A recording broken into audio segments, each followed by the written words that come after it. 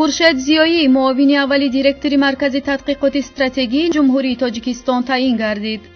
خورشید زیایی در این وظیفه سیاستشناس سیفالله سفرов را که با فرمان پرزیدنت جمهوری تاجیکستان چند ماه قبل برکنار شده بود عوض کرد.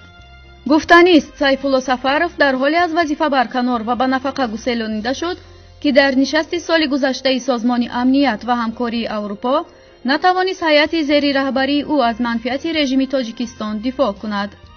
بعد یک مدت کوتاهی برگشت هیئت نمایندگان حکومت تاجیکستان از نشست سازمان امنیت و همکاری اروپا از وظیفه سبکدوش شد.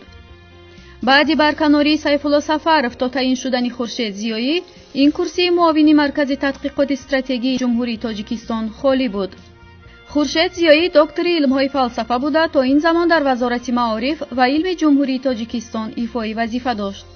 قبلا مدتی چندین سال رکتور دانشکده دولتی زبان‌های تاجیکستان به نام ساتیم اولوغزاده بود.